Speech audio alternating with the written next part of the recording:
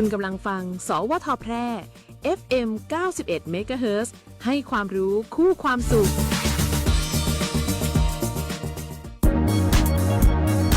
ครอบคลุมกว้างไกลสื่อสารฉับไวฟังสวทแพร่ FM 91 MHz กรมประชาสัมพันธ์สื่อรัฐพัฒนาคุณภาพชีวิตคนจังหวัดแพร่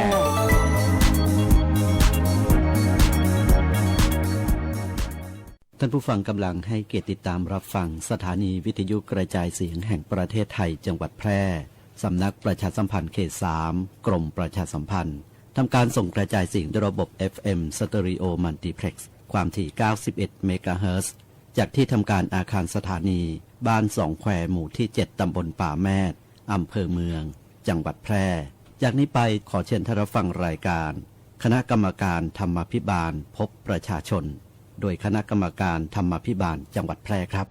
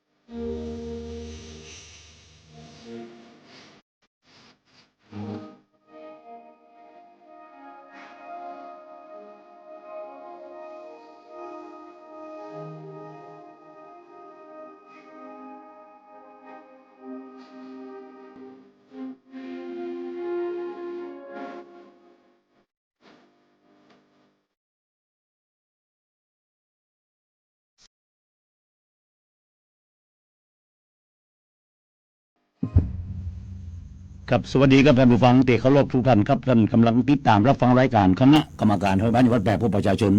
เสาร์นี้ผมว่าที่ร้อยตรีภาคินชมพูพันธ์รองประธานกรรมการทำไมบ้านจังหวัดแพร่ครับครับผมธีรพงษ์ทองอ่อนครับครับก็วันเสาร์เดือน7ครับเดือนกรกฎาคมเสาร์แรกของเดือนนะครับครับหลายเรื่องหลายเล่าคงจะนำมาฝากผู้ฟังนะครับโดยรัฐธรรมาภิบาลครับคณะกรรมการทำไมบ้านจังหวัดมีอำนาจหน้าที่ในการสอดส่องการปฏิบัติภารกิจของหน่วยงานของรัฐและเจ้าหน้าที่ของรัฐในจังหวัดคือใจวิธีการบริหารกิจการบ้านเมืองที่ดีตามปลัดกิจดีกาแจ้งขบวนการจังหวัดหัวหน้าส่วนราชการหัวหน้ารัฐวิสาหกิจหรือหัวหน้าหน่วยงานอื่นของรัฐที่เกี่ยวข้องในจังหวัดเหมือนการตามอำนาจหน้าที่ในกรณีที่พบว่ามีการละเลยปฏิบัติตามกฎหมายระเบียบข้อบังคับหรือกรณีที่เป็นการทุจริตเป็นการแสวงหาประโยชน์ที่บุคคลได้ชอบด้วยกฎหมายเสนอแนวทางการปฏิบัติและการส่งเสริมตามหลักคุณธรรมจริยธรรมและหลักธรรมาภิบาลเพื่อการบริหารกิจการบ้านเมืองที่ดีของหน่วยงานของรัฐและเจ้าหน้าที่ของรัฐคือกับผู้ว่าการจังหวัดหัวหน้าส่วนราชการและผู้บังคับบัญชานะครับในหน่วยงานของรัฐในจังหวัดติดตามการปฏิบัติงานตามมติของคณะกรรมการธรรมาภิบาลจังหวัดเผยแพร่การปฏิบัติหน้าที่ตามต่อสาธารณะตามที่เห็นสมควรนั่นคืออำนาจและหน้าที่ของคณะกรรมการธรรมาภิบาลจังหวัดฉะนั้นจะครอบคลุมหน่วยงานของรัฐและเจ้าหน้าที่ของรัฐทั้งหมดที่ขับเคลื่อนจากงบประมาณจากโครงการกิจกรรมทั้งหลายจากเงินภาษีอากรของพี่น้องประชาชนรัฐธรรมาภิบาลเป็นไปตามกฎหมายปลัดกิจดีกานั่นคือวิธีการบริหารกิจการบ้านเมืองที่ดีบังคับให้หน่วยงานของรัฐและเจ้าหน้าที่ของรัฐต้องปฏิบัติภารกิจให้เป็นไปตามกฎหมาย เพื่อรักษาประโยชน์ส่วนรวมตลอดจนละเมิดสิทธิและเสรีภาพของประชาชนเพื่ออำนวยความสะดวกให้บริการและสนองความต้องการของประชาชนเพื่อประโยชน์สุขของประชาชนปฏิบัติภารกิจให้เกิดผลสำเร็จมีประสิทธิภาพและมีความคุ้มค่าในการขับเคลื่อนจากเงินภาษีอากรของประชาชนปฏิบัติภารกิจโดยไม่มีขั้นตอนการปฏิบัติงานเกินความจำเป็นโดยเฉพาะเรื่องที่เป็นความเดือดร้อนและความทุกข์ยากของพี่น้องประชาชนให้ตันต่อสถานการณ์โดยยึดหลักการมีส่วนร่วมของประชาชนและเปิดเผยข้อมูลอย่างโปร่งใสประการสุดท้ายมีการติดตามตรวจสอบและประเมินผลการปฏิบัติงานอย่างสม่ำเสมอและนำเผยแพร่ต่อสาธารณะนะฮะวังครับรัฐธรรมาภิบาลนะครับตามพระราชกฤษฎีกาซึ่งชัดเจนนะฮะในแทบจะทุกวงเล็บนะครับของพระราชกฤษฎีกาฉบับนี้ครับหลายเรื่องที่เกิดขึ้นในนิสัยครับก็บ้านเมืองของเขานะตีเดินทางมาถึงวันนี้ไปบ่ถึงไหนทั้งหลายก็ด้วยปัญหาทั้งหลายจากตัวบุคคลเองก็เป็นส่วนที่สำคัญกฎหมายระเบียบจะห้องเป็นพระราชบัญญัติพระราชกฤษฎีกาพระราชกำหนดนะครับแม้กระทั่งในเรื่องของกฎหมายและมนุษย์ซึ่งเป็นกฎหมายสูงสุดของประเทศนะครับมีบทบัญญัตินะฮะบทบังคับได้อย่างชัดเจนแต่คนที่นำมาใช้นั่นคือไอ้พวกบุคลากรทั้งหลายจะห้องอย่างก็แต่จะห้องเป็นเจ้าพนักงานเจ้าที่ของรัฐนะครับ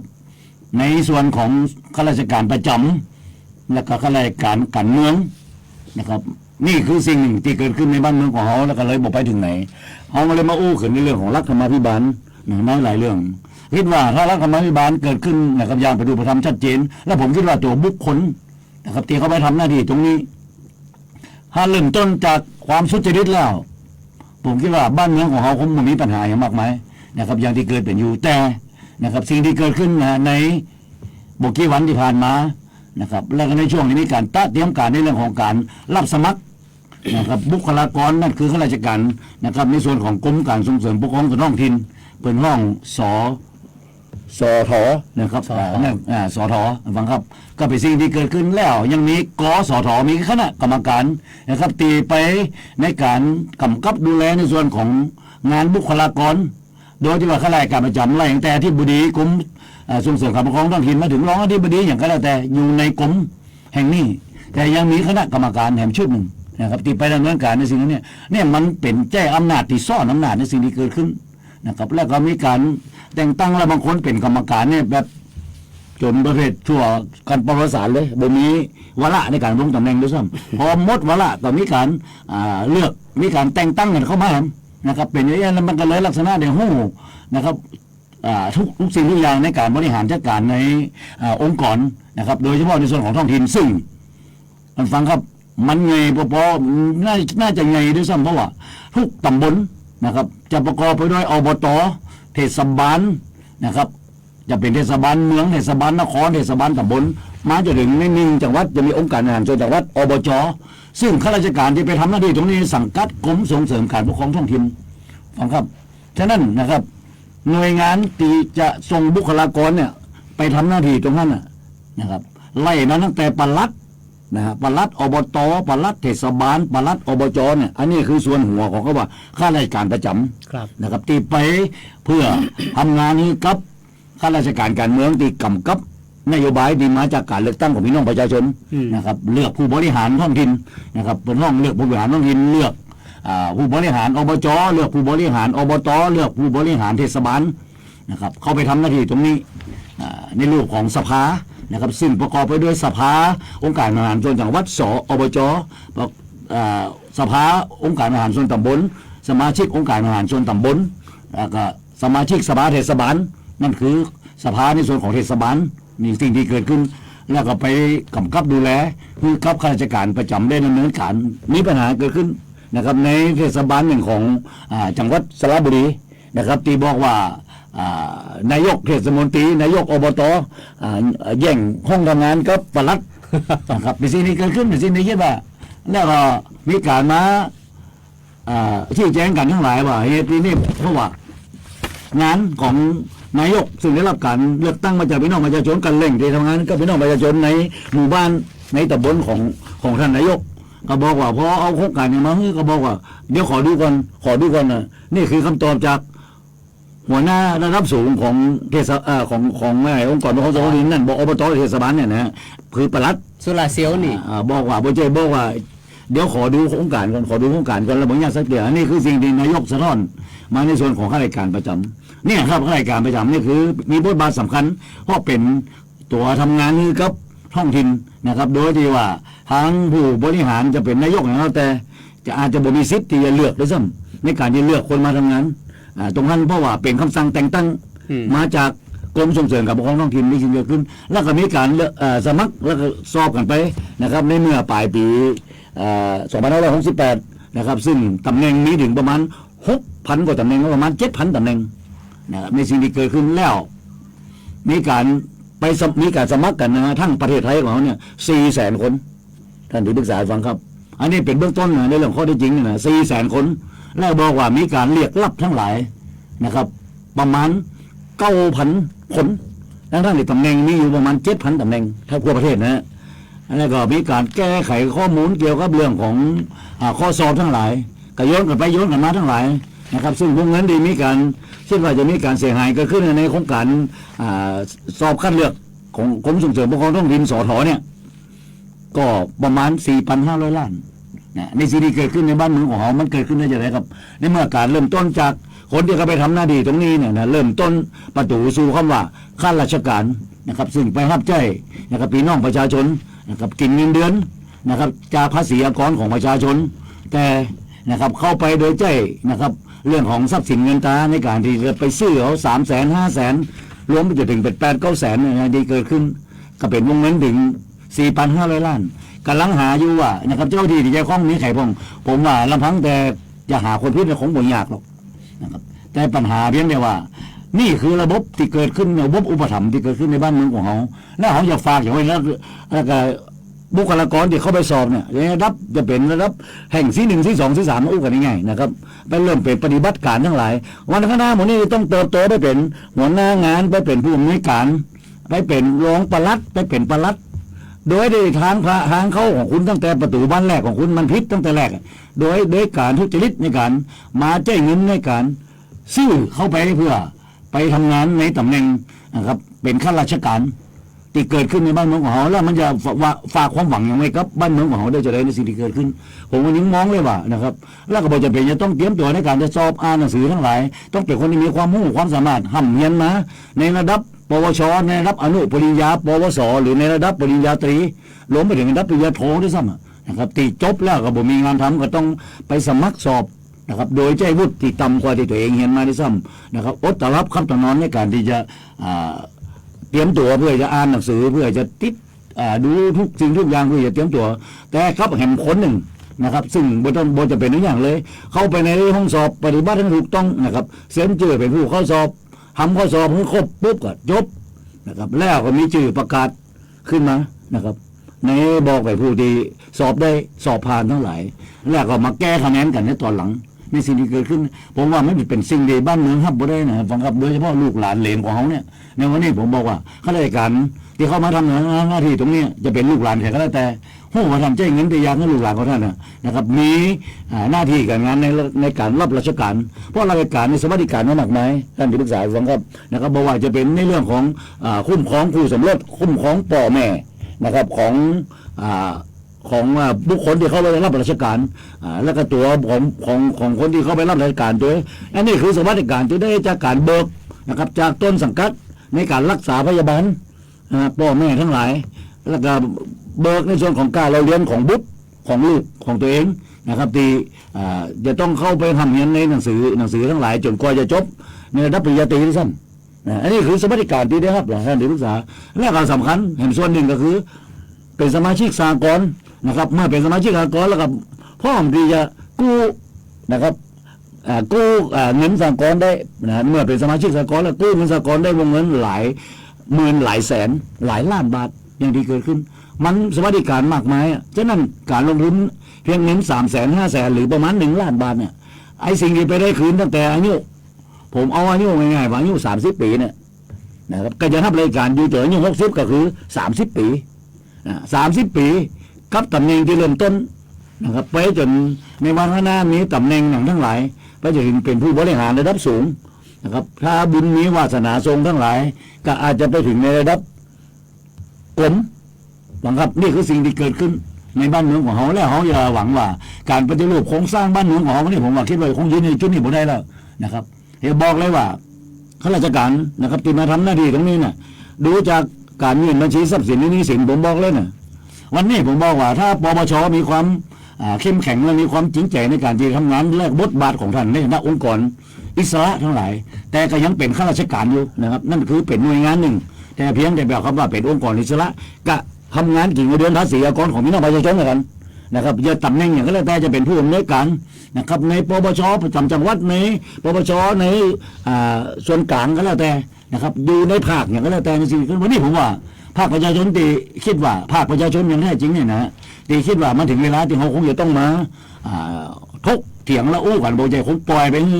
ทำงานตามสบายในสิ่งที่เกิดขึ้นองค์กรอิสระกกตนะครับเป็นทางผ่านของคำว่านักการเมืองทั้งหลายที่เขาไปทำหน้าที่อย่างนี้อาสาเข้ามาเพื่อจะสมัครเข้ามาให้พี่น้องประชาชนได้คัดเลือกได้เลือกตั้งทั้งหลายแต่ผลสุดท้ายนะครับเงินประมาณกล่าวเป็นเงินตรงนี้มาจากไหนฟังครับก็มาจากคำว่าไอ้ภาคการเมืองนั่นเองในสิ่งที่เกิดขึ้นมันถึงเวลาอย่างนั้นผมว่าไอ้พวกภาคการเมืองและนักการเมืองเองจะไปทำเนี่ยนะครับบอกว่าจะบอกใจเงินในการซื้อมันเป็นไม่ได้หรอกในสิ่งที่ขึ้นผมว่ามาถึงวันนี้มันน่าจะหมดยุคนี้ไปเรื่อยๆนะครับผมหวังเอาวันข้างหน้าแล้วก็บอกว่าทุกวันนี้ยังมีขยะอสูรเกิดขึ้นนะครับเขาบอกว่านะครับเป็นพวกที่เอาลูกหลานเข้ามาเป็นคนรุ่นใหม่ทั้งหลายแต่ทั้งนี้ทั้งนั้นกระบบป้อนเป็นไอ้วงศาคณะญาติของไอ้ตระกูลของคนในภาคการเมืองเองในสิ่งที่เกิดขึ้นแล้วก็บอกได้เลยว่านะครับในเรื่องของสายเลือดสายโลหิตเนี่ยผมคิดว่าถ้าหากมีจิตสำนึกที่ดีมีความละอายแก่ใจมีความเก่งกลัวตัวบางมีดิโอตปะเอาลักพุทธศาสนามาแจ้งผมว่าบ้านเมืองของเราคงจะเดินไปในทางที่ถูกต้องนั่นในสิ่งที่เกิดขึ้นทั้งหลายเขามาตรวจสอบอย่างที่เขาเห็นกันอยู่คณะกรรมการอภิบาลตรวจสอบในโครงการทั้งหลายมากมายเนี่ยนะครับไปเกี่ยวข้องทั้งหลายในเกี่ยวข้องกับหนึ่งข้าราชการประจำแน่นอนนะครับบอกว่าจะเป็นผู้ในการกองช่างทั้งหลายนะครับในการทำ DOR เพื่อจะมีการจัดซื้อจัดจ้างในโครงการทั้งหลายบอกว่าจะเป็นการก่อสร้างการจัดซื้อทั้งหลายอย่างที่เราเห็นกันอยู่เนี่ยจัดซื้อรถขนขยะรถอย่างทั้งหลายนะครับรถแมคโครรถขนบรรทุกทั้งหลายยังไม่เห็นกันอยู่นะอบจทั้งหลายนะครับมีการซื้อรถบรรทุกทั้งหลายเพื่อจะเป็นคู่พันยานพาหนะของหน่วยงานในประจำจังหวัดบอกว่าจะเป็นอบจเองแม้กระทั่งอบจในการซื้อรถขยะนะครับรถขนขยะรถบรรทุกทั้งหลายหรือแม้กระทั่งจะถึงขั้นจะซื้อแม้กระทั่งรถไถรถไถนาทั้งหลายเพื่อเอาไปแจ้ในหมู่บ้านในตำบลที่นะครับท่านกำกับดูแลอยู่ที่เขาไปเป็นผู้บริหารทั้งหลายแต่กระขับเคลื่อนจากข้าราชการประจำนั่นคือปลัดรองปลัดไปจะถึงผู้อำนวยการตำแหน่งอย่างก็แล้วแต่จะอยู่ในท้องถิ่นนั้นโบจะเป็นอบตเทศบาลอบจก็แล้วแต่ผลบอกว่านี่เนี่ยนะบ้านเมืองของเขาเนี่ยเต่าตันหมดในสิ่งที่เกิดขึ้นหน่วยงานที่กำกับดูแลสตงนะครับหน่วยงานองค์กรอิสระปปชปปท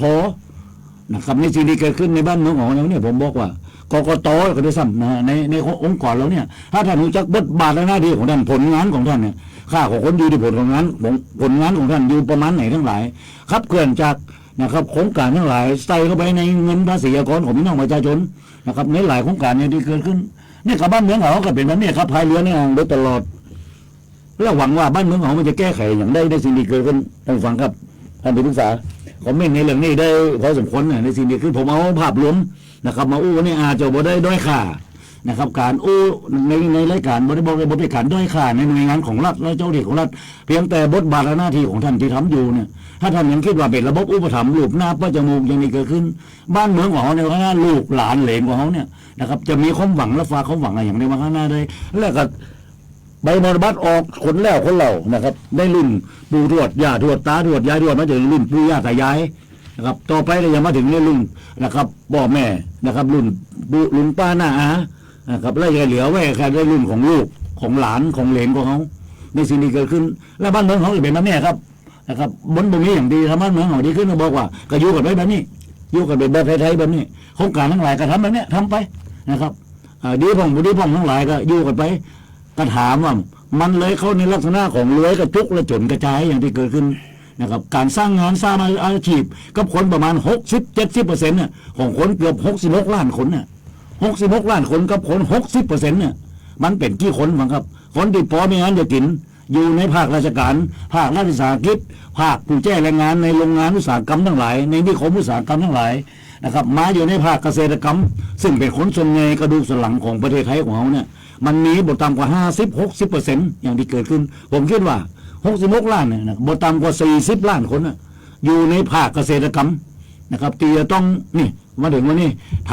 นะครับน้าไว้เพื่อจะรอน้ำฝนทั้งหลายเตรียมตีจะต้องหวานกะนะครับบางทีก็เป็นน้าวานนี่ยังได้เห็นกันอยู่ทุกวันนี้นะครับฟังครับนี่คือคนส่วนใหญ่นะครับตีชิดว่าของประเทศนี้แต่สิ่งที่ได้ครับกระทรวงเกษตรแต่ละจังหวัดมีสำนักงานเกษตรจังหวัดลงไปถึงในระดับเกษตรอำเภอบางครั้งแม้กระทั่งนี้นะครับนักปฏิบัติการในเป็นห้องว่าเกษตร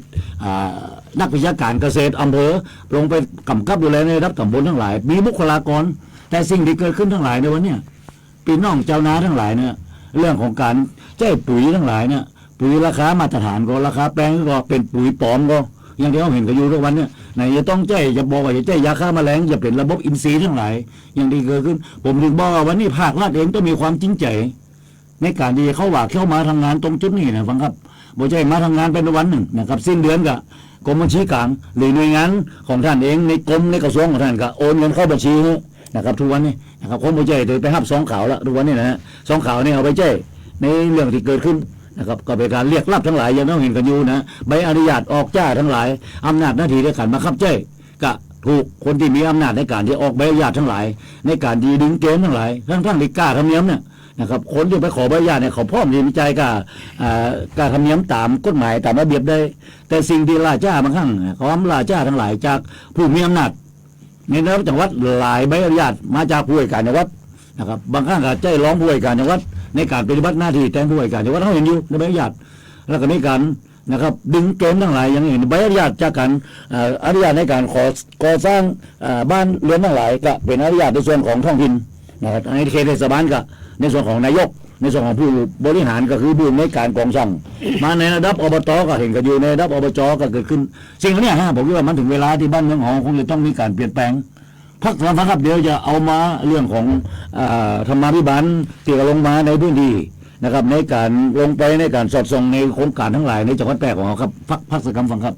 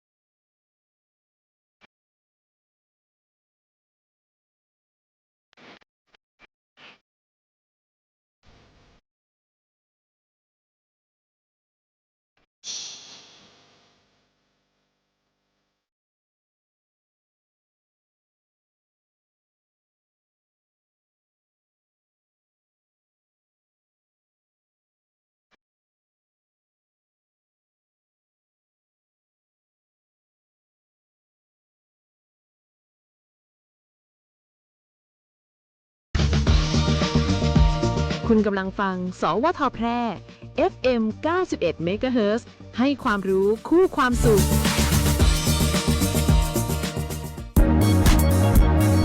ครอบคลุม กว้างไกลสื่อสารฉับไว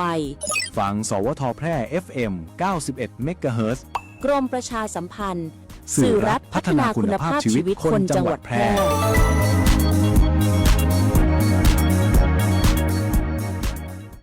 ปัจจุบันการเคลื่อนย้ายแรงงานระหว่างประเทศของไทยเริ่มเปลี่ยนแปลงโดยเฉพาะอย่างยิ่งการเคลื่อนย้ายแรงงานจากประเทศเพื่อนบ้านได้แก่เมียนมาลาวและเวียดนามโครงสร้างของประชากรที่เปลี่ยนแปลงไปสู่สังคมสูงอายุจึงมีความจำเป็นที่ต้องนำแรงงานต่างด้าวมาทดแทนกำลังแรงงานไทยที่ยังไม่เพียงพอในหลายกิจการสำนักงานจัดหางานจังหวัดแพร่เป็นหน่วยงานหลักที่ให้บริการจัดหางานแก่ประชาชนทุกกลุ่มเป้าหมายรวมถึงการควบคุมการทำงานของคนต่างด้าวซึ่งปัจจุบันได้นำระบบ e-work permit เข้ามาอำนวยความสะดวกในการให้บริการแก่นายจ้างสถานประกอบการและแรงงานต่างด้าวในกระบวนการรับคำขอการแจ้งการทำงานของคนต่างด้าวและการผลิตใบอนุญาตการทำงานทั้งนี้สามารถรับชมวิดีทัศน์การให้บริการผ่านระบบ e-work permit ได้ที่เพจ Facebook สำนักงานจัดหางานจังหวัดแพร่หรือสอบถามรายละเอียดเพิ่มเติมผ่านแอปพลิเคชัน LINE Official S435DEAQA หมายเลขโทรศัพท์ 0545117721 หรือ 0545118807 และสายด่วนกรมการจัดหางาน 1506 กด 2 สำนักงานจัดหางานจังหวัดแพร่มุ่งให้นายจ้างและแรงงานต่างด้าวได้รับการคุ้มครองตามกฎหมายอย่างเป็นธรรม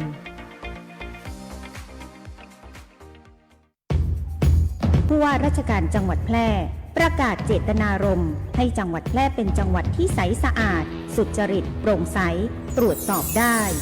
ผู้บริหารและเจ้าหน้าที่ของรัฐทุกคนในจังหวัดแพร่ต้องพร้อมใจกันปฏิบัติหน้าที่ด้วยความเป็นธรรมดำรงตนเป็นแบบอย่างที่ดีไม่รับของขวัญของกำนันและไม่เรียกรับผลประโยชน์ทุกชนิดจากการปฏิบัติหน้าที่สุจริตโปร่งใสจังหวัดแพร่ใสสะอาดงดรับงดให้ No gift policy เมื่อถูกมิจฉาชีพหลอกเผลอโอนเงินไปแล้วสิ่งสำคัญที่สุดคือต้องรีบตั้งสติและดำเนินการทันทีขั้นแรกรีบโทรหาธนาคารของคุณเพื่อแจ้งระงับบัญชีที่เกี่ยวข้องทันทีขั้นที่ 2 รวบรวมหลักฐานทั้งหมดและไปแจ้งความกับตำรวจโทร 1441 หากมีข้อสงสัยติดต่อธนาคารแห่งประเทศไทยโทร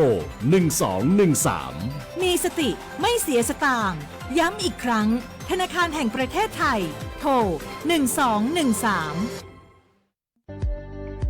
โรคซึมเศร้าเกิดจากความผิดปกติของสมองในส่วนที่มีผลกระทบต่อความคิดอารมณ์ความรู้สึกพฤติกรรมรวมถึงสุขภาพทางกายแต่คนส่วนใหญ่มักจะนึกถึงแค่เพียงอาการหรือสภาพจิตใจที่เปลี่ยนไปจึงคิดว่าโรคซึมเศร้าเกิดจากความผิดหวังได้รับการกระทบกระเทือนทางจิตใจแต่ในความเป็นจริงแล้วโรคซึมเศร้าเป็นโรคที่เกิดจากความไม่สมดุลของสารสื่อประสาทจำเป็นที่จะต้องได้รับการรักษาจากจิตแพทย์และต้องบำบัดอย่างถูกวิธีหรืออาจจะต้องใช้ยาในการรักษาร่วมด้วยลองสังเกตตนเองและคนรอบข้างสักนิดว่าเข้าข่ายเป็นโรคซึมเศร้าหรือไม่ด้วยความปรารถนาดีจากสำนักงานประชาสัมพันธ์ที่ 3 กรมประชาสัมพันธ์ครอบคลุม กว้างไกลสื่อสารฉับไว ฟังสวทแพร่ FM 91 MHz กรมประชาสัมพันธ์ สื่อรัฐพัฒนาคุณภาพชีวิตคนจังหวัดแพร่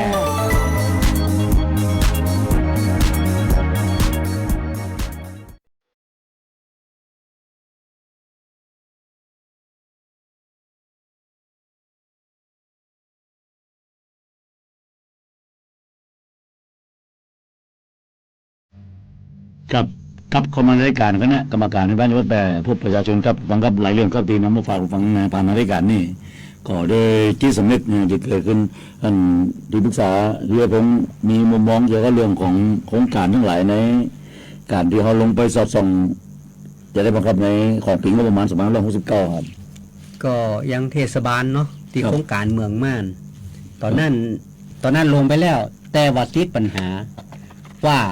เขาว่าจะได้ก็ฮะ ก็เรื่องของถนนแคบ จะต้องปิดถนนเพราะว่าคนยังอาศัยอยู่บ้านอาศัยอยู่ในซอยเนี่ยถ้าเกิดทำเนี่ยเรื่องการเข้าออกของพี่น้องชาวบ้านนะหรือว่ารถอาจจะต้องเอาไปไว้ทั้งนอกเพราะว่าเป็นซอยแคบครับฝั่งกับซอยที่บ่สามารถจะรถสวนกันได้นะฮะจริงๆเขาเห็นอยู่มาประมาณ3 เมตรนะฮะบ่สามารถจะสวนกันได้แน่นอนเนี่ยคือหลีกก็ต้องไปหลีกดีช่องว่างทั้งหลายที่อยู่ในซอยนะครับแล้วก็ทราบว่าโครงการเมืองมาเนี่ยเป็นโครงการที่ยาวนะจากถนนน้ำคือเนี่ยไปทะลุถนนยันตะกี้ก็สนเลยนะใช่มันก็ได้เป็นซอกซอยซ้ายขวาของสวกงอกแงกทั้งหลายเนี่ยซ้ายขวาเป็นที่พักอาศัยนะเป็นบ้านอาศัยของพี่น้องในเขตเทศบาลเมืองแปะนี่คือก็ทราบว่าโครงการนี่อยู่ในระหว่างของการหาผู้รับว่าจ้างอีบิดิ่งขั้นที่2มีปัญหาในขั้นแรกทั้งหลายกับปัญหาผู้รับเหมาก็น่าจะมีปัญหาในเรื่องของเวลาการจะก่อสร้างเนี่ยจะลงไปทำเนี่ยปัญหาต้องขอความร่วมมือจากพี่น้องชาวบ้านที่มีบ้านอยู่2 ฝั่งซ้ายขวาเนี่ยนะฮะซึ่งมันเป็นซอยแคบอาจจะต้องมีการเพราะว่ามันเป็นล้างระบายน้ำด้วยนะมันไม่ใช่เฉพาะถนนอย่างเดียวนะครับเป็นการก่อสร้างล้างระบายน้ำนะขนาดกว้างเนี่ย50 เซนนะยาวตลอดนี่เกือบ435 เมตรนะเกือบเกินกิโลนะแบบนั้นเลยนะฮะแล้วก็งานคือผิวจราจรถนนคอนกรีตเสริมเล็กนะหลังจากที่วางต่อระบายน้ำเรียบร้อยแล้วเนี่ยนะฮะก็ต่อประมาณเกินเม็ดนะประมาณเกินเม็ดก็หลังจากนั้นก็คือทำคอนกรีตเสริมเล็กในสิ่งโครงการประมาณนี่4,100,000 บาทนะโครงการนี้เป็นงบมาจากกรมส่งเสริมปกครองท้องถิ่นที่ได้มาแล้วก็ยังบนโครงการเดี๋ยวคงจะต้องสอบถามเพราะว่าโครงการนี้มาถึงวันนี้เหลือเวลาแห่งเพียง3 เดือนเนี่ยฮะน่าจะได้ผู้รับว่าจ้างหรือผู้รับเหมาแล้วคิดว่านะฮะแล้วก็น่าจะดำเนินการได้จะได้เดี๋ยวโครงการนี้คงจะได้นำมาเล่าให้ท่านฟังผ่านรายการนี้นะมาในโครงการในส่วนของโรงเรียนสาธิตเชตวันซึ่งสังกัดอยู่ในเทศบาลเมืองแปะนะครับก็เป็นโครงการที่ทางคณะกรรมการเราลงไปการก่อสร้างสนามกีฬานะโรงเรียนสาธิตเทศบาลเชตวันนะก็เป็นงานคอนกรีตเสริมเล็กนะครับมีพื้นที่ก็งบประมาณก็อยู่ประมาณ2,300,000 บาทก็อยู่ในระหว่างตอนไปเนี่ยอยู่ระหว่างการหาผู้รับว่าจ้างในระบบe-bidding โดยรู้สึกจะเป็นรองนายกนะครับที่ลงไปในพื้นที่ที่มาชี้แจงตัวดังนั้นก็คิดว่าในงบตรงนี้คิดว่าตอนนี้น่าจะได้ผู้รับว่าจ้างแล้วก็บอกว่าโรงเรียนสาธิตเชตวันเนี่ยนะโรงเรียนสาธิตเทศบาลเมืองแปะเนี่ยมันอยู่ในเรื่องของฤดูน้ำเนี่ยโอกาสที่น้ำท่วมในสูงมากเพราะว่าขึ้นมาจากตาน้ำเชตวันอยู่แล้วติดแม่น้ำยมของเขาก็คิดว่าในโครงการนี้ถ้าดำเนินการเนี่ยถ้าจะทำต้องรีบให้ดำเนินการก่อนที่น้ำจะท่วมในเดือนนี้กรกฎาคมปีที่แล้ว23 กรกฎาคมน่ะฟังครับน้ำท่วมนะภายในเดือนนี้ฮะในวันที่23แล้วก็ในปี67ก็วันที่24 สิงหาคม2567ที่ท่วมโดยที่บอกว่าท่วมกันทั้งเมืองอย่างที่เห็นกันอยู่แล้วก็เสียหายนักนะครับบ่สามารถรถล้าทั้งหลายก็จมน้ำกันอยู่มากมายเกิดขึ้นมาดูในปีนี้ฟังครับก็ต้องดูเหมือนกันครับว่าในส่วนของ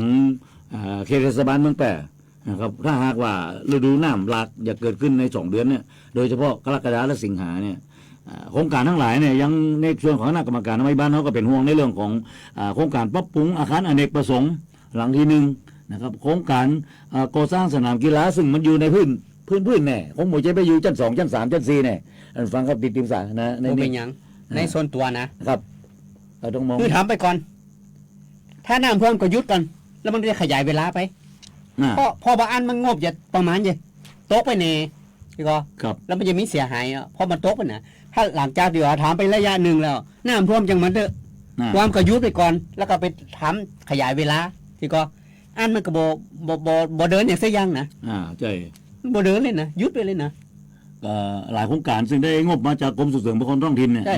สทเนี่ยนะเพราะก็หลายโครงการนะครับที่เทศบาลเมืองแปะฮับมาจากกรมส่งเสริมปกครองท้องถิ่นนะคืองบอุดหนุนเฉพาะกิจก็น่าจะต้องฝากนะครับผู้บริหารแล้วก็เจ้าที่ที่เกี่ยวข้องทั้งหลายนะครับคณะกรรมการทั้งหลายนะครับดำเนินการน่าจะได้หาผู้รับว่าจ้างและลงมือดำเนินการครับในช่วงในปีงบประมาณนี้ก่อนวันที่30 กันยาหลังจากนั้นก็คืออาจจะขยายระยะเวลาไปได้ถ้าหากว่า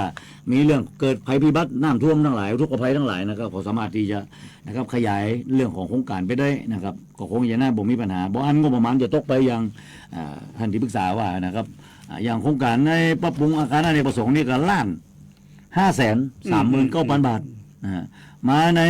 ส่วนหนึ่งก็คือ2.3 ล้านในส่วนของก่อสร้างสนามกีฬานะครับและแห่งโครงการหนึ่งที่บ่ฮู้จะดำเนินการได้หรือไม่นั่นก็คืออยู่ในระหว่างหลังที่ว่าตอนเดียวลงพื้นที่นั่นคือ3 ล้านโครงการจัดซื้อรถตักนาขุดหลังชนิดขับเคลื่อน2 ล้อมันมี4โครงการเนาะก็โครงการนะครับรถตักนาขุดหลังชนิดขับเคลื่อน2 ล้อนะครับก็งบประมาณ3 ล้านบาทก็บอกว่ามีการดำเนินการในการประกาศนะครับหาผู้ที่ต้องประสงค์ที่จะซื้อขายนะครับในการจัดซื้อของเทศบาลเมืองแปะก็คงจะต้องฝากนะตรงนี้ไปหน่วยงานที่รับผิดชอบโดยเฉพาะเทศบาลเมืองแปะหลายโครงการแต่คิดว่าเขาจะลงในพื้นที่ลงไปในโครงการที่ย้อนก็ไปดูในโครงการที่เขาลงไปแล้วก็ยังบอกมีการดำเนินการโดยเฉพาะยังบ่ได้ผู้รับว่าจ้างยังบ่ได้กู้สัญญาแต่เนี่ยนะคงจะลงไปดูนะครับในหลายโครงการแล้วก็มีโครงการที่คิดว่าน่าจะต้องติดตามอย่างใกล้ชิดกับโครงการก่อสร้างหลังระบายน้ำที่ซอยเหมืองมันเนี่ยนะครับฟังครับเพราะว่า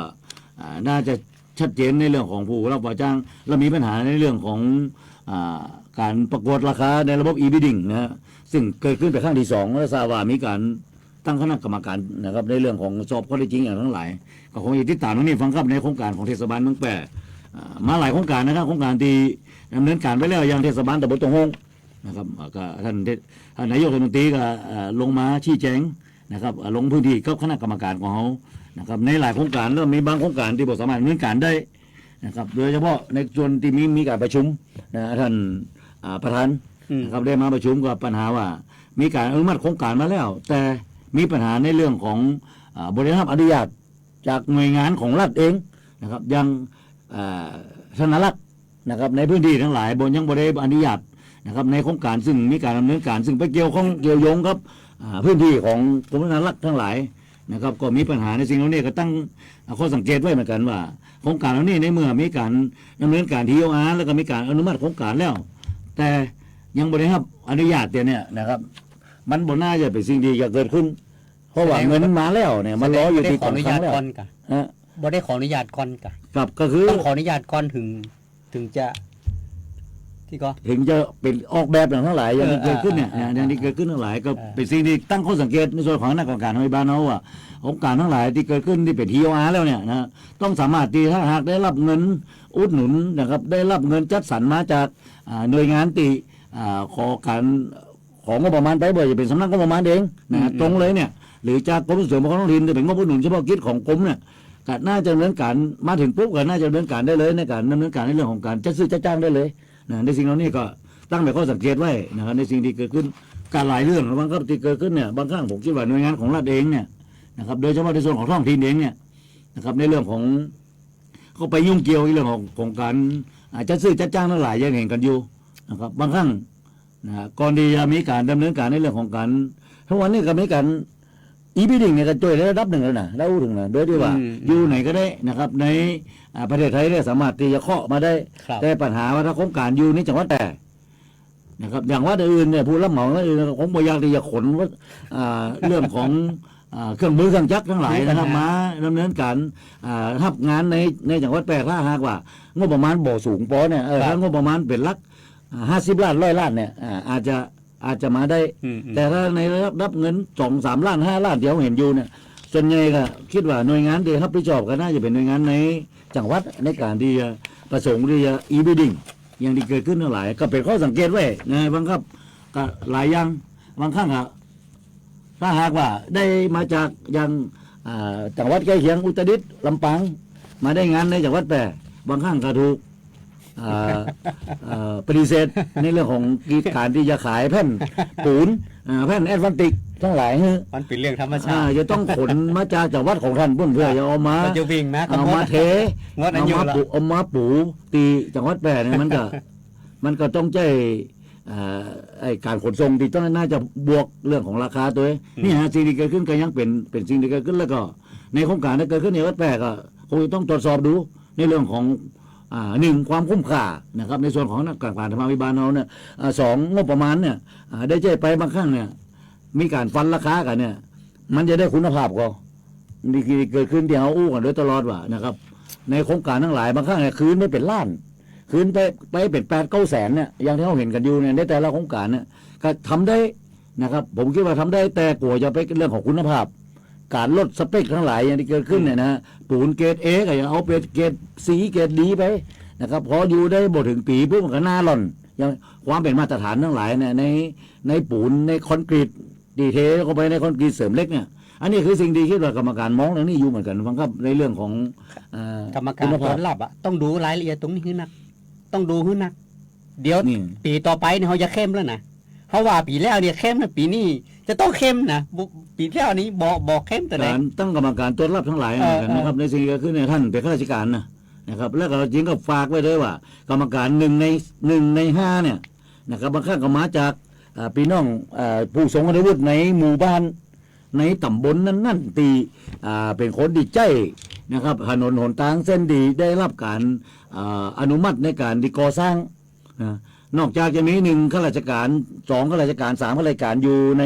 องค์กรปกครองส่วนท้องถิ่นนั้นแล้วอบต.เทศบาลหรือแม้กระทั่งอบจ1 เดียวในจังหวัด8ด้วยก็แล้วแต่ฉะนั้นแหม2 คนเนี่ยจะต้องเป็นผู้ทรงคุณวุฒิเป็นคนที่เป็นข้าราชการบำนาญทั้งหลายก็ได้ตีเป็นคนที่พี่น้องเจ้าบ้านในหมู่บ้านในตำบลนั่นเจียถือทั้งหลายแล้วก็เป็นคนดีคิดว่าเป็นคนดีน่าศรัทธาทั้งหลายเนี่ยก็สามารถที่จะแต่งตั้งเข้ามาอยู่ในคณะกรรมการผมฝากนะคนที่มีสิทธิ์แต่งตั้งคือผู้บริหารนะหัวหน้าผู้บริหารก็คือนายกใครจะแต่งตั้งในการแต่งตั้งคณะกรรมการเรานี่ซึ่งเอาข้าราชการนะครับโอเคละได้อยู่ในงานช่างอยู่ในงานกองช่างทั้งหลายละแน่นอนละนะครับแล้วก็จะต้องมีผู้ทรงคุณวุฒินะครับที่เป็นตัวแทนของพี่น้องชาวบ้านในตำบลในหมู่บ้านนั่นส่วนมากจะมีแค่3 คนแหม2 คนผมฝากเรื่องนี้ไปตัวนี้ว่าแค่3 คนฝากไปตั้งสตงได้ซ้ำในการตรวจสอบทั้งหลายเนี่ยคณะกรรมการที่ตั้งขึ้นมาทั้งหลายเนี่ยบางครั้งแจ้แค่3 คนเนี่ยผมมามองแล้วมันน่าสงสัยในสิ่งที่เกิดขึ้นนะครับมันง่ายต่อการดีในการตรวจสอบทั้งหลายแม้กระทั่งถนนตอกซอกซอยในอบต.ในเทศบาลของท่านก็แล้วแต่ในสิ่งเหล่านี้ผมคิดว่ามันถึงเวลาแล้วครับที่บ้านเมืองของเราเนี่ยคงจะอยู่ในทิศทางที่คิดว่าถูกต้องแล้วก็มีกฎหมายที่คิดว่าบังคับใจอย่างโดยเฉพาะผู้ที่มาปฏิบัติทั้งหลายบ่ใจมาเจอกันแบบรูปหน้าป้าจมูกมามีเงินทอนทั้งมากมายทั้งหลายอย่างที่เขาเห็นกันอยู่อย่างที่อู้กันอยู่บางครั้งผู้รับจ้างผู้รับเหมาก็เป็นคนวงวานเครือญาติของผู้บริหารในท้องถิ่นนั่นแหละนะที่เขามาทำหน้าที่ในการที่เขามาเป็นกู้สัญญาในการผู้รับจ้างอย่างที่เกิดขึ้นทั้งหลายจะเป็นวงเงิน300,000 400,000 500,000ก็แล้วแต่ที่เราเห็นกันอยู่เนี่ยฉะนั้นนะคุณภาพผมฝากคุณภาพของวัสดุอุปกรณ์ที่ท่านเอาไปดำเนินการเนี่ยในแต่ละถนนตอกซอกซอยทั้งหลายในหมู่บ้านในตำบลของท่านเนี่ยนะครับมันจะต้องได้มาตรฐานแล้วก็มีคุณภาพที่ใจได้ตามกรอบของระยะเวลาอย่างน้อยๆเนี่ย2 ปีเนี่ยนะตีผู้รับว่าจ้างผู้รับเหมาจะต้องรับผิดชอบในโครงการในการก่อสร้างในหมู่บ้านในตำบลของท่านเนี่ยนี่คือกฎหมายที่เขียนไว้อยู่แล้วแต่บางครั้งธรรมพิบาลเขามีถ้าเขาไปตรวจถนนเนี่ยถ้าสงสัยนี่เขามีสิทธิ์สั่งเจาะสั่งอย่างใดก็จริงๆแล้วก็คือสั่งมาทางหน่วยงานที่เกี่ยวข้องก็คือทางอบตกับทางเทศบาลนั่นเจาะดูนะครับวิศวกรทั้งหลายมาในการในมาเจาะดูก็ได้มาตรฐานก็จริงๆแล้วหน่วยงานที่รับผิดชอบในโครงการทั้งหลายก็มันมีอยู่แล้วหน่วยงานไหนบางครั้งถ้าเป็นหน่วยงานในระดับกรมทั้งหลายก็มีอยู่แล้วอย่างทางหลวงชนบททั้งหลายก็สามารถเจาะได้เจาะดูได้ทางหลวงแผ่นดินทั้งหลายเรื่องของแขวงทางหลวงก็สามารถเจาะได้หมดในส่วนของท้องถิ่นเองสามารถเจาะแล้วตึบดูได้รู้ถึงมาตรฐานทั้งหลายถ้าไม่ได้มาตรฐานก็ต้องรับผิดชอบไปง่ายอยู่ได้5-6 เดือนแล้วหน้าถนนคอนกรีตเนี่ยเสริมเล็กเนี่ยหล่อนเนี่ยก็บ่ต้องเจาะหรอกทั้งหลายเนี่ยครับก็คือผู้รับเหมาเนี่ยผู้รับว่าจ้างจะต้องมาทำใหม่หมดเลยนะสรุปแล้วทำให้บ้านมีหน้าที่สั่งเจาะถนนได้ก่อนในการสั่งเนี่ยผมคิดว่าก็คงจะต้องมือกับทางจริงๆแล้วหน่วยงานของเราเนี่ยตรงไปหาทางผู้ว่านะเพราะผู้ว่าสามารถที่ออกหนังสือเนี่ยตรงไปหาทาง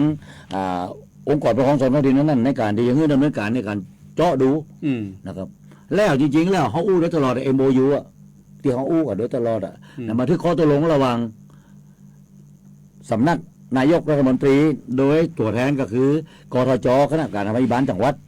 มาในส่วนของปปช.นะครับมาปปท.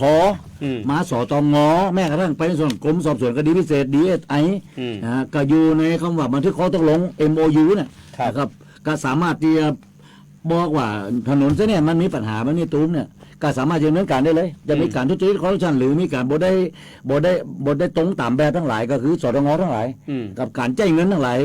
ถูกต้องตามระเบียบประมาณไหนทั้งหลายอย่างที่เกิดขึ้นเนี่ยผมคิดว่าตรงนี้หน่วยงานที่รับผิดชอบก็คือเทศบาลอบตนั่นก็ต้องดำเนินการโดยเฉพาะคุณเป็นคู่สัญญาก็ผู้รับว่าจ้างก็ผู้รับเหมาอยู่แล้วก็ในเมื่อถนนเห็นอยู่แล้วเนี่ยแจ้งมาได้บ่ถึงปีเนี่ยหน้าหล่อนหมดเนี่ยก็คือผู้รับเหมามาดำเนินการบ่ใช่เอาแอกนั้นตึงมาปูทับนะจะต้องแก้ไขด้วยการตุบแล้วก็เทคอนกรีตเสริมเล็กใหม่หมดเลยนะในสิ่งที่เกิดขึ้นเนี่ยจะขาดทุนกับไรแล้วแต่บ้านก็ต้องปรับมันเสี่ยงหลายต้องปรับบ้านก็ถ้าบ่สามารถดำเนินการได้เขาปรับตีเขารีบเงินประกันอยู่แล้วซึ่งเป็นเงินบุญนักเงินน้อยเดียวในเงินบุญนักในการประกัน2ทั้งหลายประกันการดำเนินงานหลังจากพ้น2 ปีแล้วก็มาเอาเงินคืนไปอย่างที่เกิดขึ้นแล้วผมบอกว่าถ้าหากเขาดำเนินการในสิ่งเนี่ยอย่างตรงไปตรงมาเนี่ยคือถ้าหากบริษัทห้างร้านทั้งหลายที่เป็นผู้รับว่าจ้างผู้กู้สัญญาเนี่ยหมดมาดำเนินการปุ๊บเนี่ยรีบอย่างทั้งหลายแล้วก็แบกลิดเลยนะครับก็คือแบกลิดไปบ่ต้องถ้าจะเป็นในรูปของห้างส่วนจำกัดเป็นบริษัทจำกัดกับแบกลิดทันทีอย่างที่เกิดขึ้นเนี่ยนะบ่ต้องไปเป็นคู่สัญญาก็อย่างทั้งหลายแล้วก็ตัวบุคคลเจ้าของทั้งหลายของห้างส่วนพวกเนี่ยนะครับจะต้องคุณไปจดทะเบียนเอาบริษัทใหม่มาทั้งหลายคือจะต้องแบกลิดเลยงูเลยว่าเปลี่ยนชื่อเป็นอย่างไรก็เปลี่ยนชื่อทั้งหลายชื่อห้างเปลี่ยนได้อยู่แล้วจากกอไก่ถึงฮอหกเปลี่ยนได้ท่านฟังครับนะแต่ตัวบุคคลน่ะตีไปเป็นเจ้าของ